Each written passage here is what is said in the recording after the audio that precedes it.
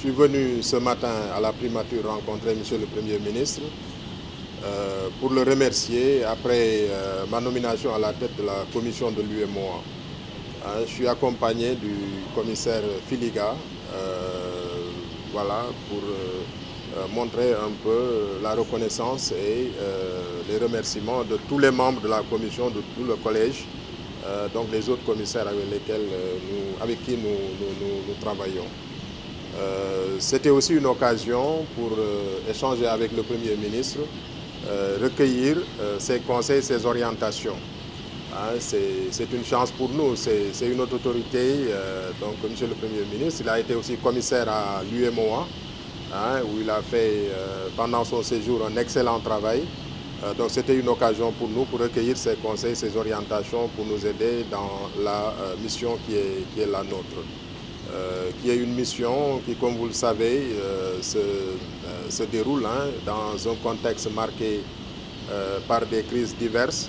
notamment sécuritaires, et puis une crise sanitaire aussi liée à la Covid. Et ces crises, comme vous le savez, ont forcément aussi un impact sur la situation économique des États. Donc nous avons échangé sur tout cela et avons pu recueillir ces orientations, ces conseils très avisés qui à coup sûr nous aideront dans ce que nous avons à faire. Bien sûr, c'était aussi une occasion pour moi de renouveler le soutien de la Commission aux autorités burkinabées et au peuple burkinabé dans l'épreuve disons que le pays est en train de vivre avec la crise sécuritaire, avec des personnes qui ont été tuées, des populations déplacées. Donc c'était l'occasion de renouveler notre soutien, nos condoléances aussi aux autorités et au peuple burkinabé et marquer encore une fois la disponibilité de la Commission à accompagner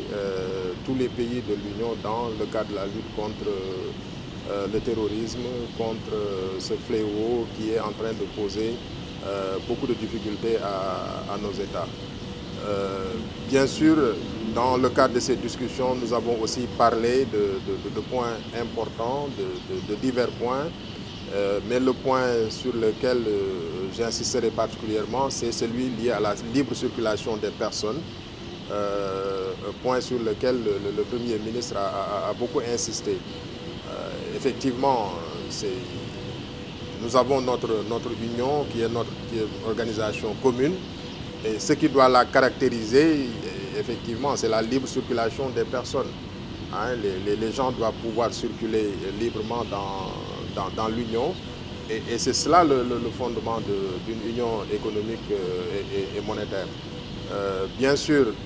quand nous vivons des crises comme celle que j'ai rappelée tout à l'heure, il y a un réflexe naturel à vouloir se replier, à vouloir prendre des mesures pour faire face à ces situations-là au niveau des différents pays, ce que nous comprenons, mais il reste que le fondement de l'Union, qui est marqué entre autres par cette libre circulation, doit être ancré au niveau de tous les États et conformément aux préoccupations et aux orientations du Premier ministre et également à celles du président du Faso qui également nous avait parlé de ces questions-là. Le travail est déjà engagé et nous allons très prochainement essayer de trouver les voies et les moyens avec tous les États concernés pour assurer en tout cas cette libre circulation des personnes, bien sûr dans des conditions assez particulières pour gérer les contraintes qui seront liées à cela. Voilà, donc ça a été une visite très fructueuse et nous remercions à nouveau le Premier ministre pour sa disponibilité et son engagement à accompagner la Commission dans les missions qui sont les siennes.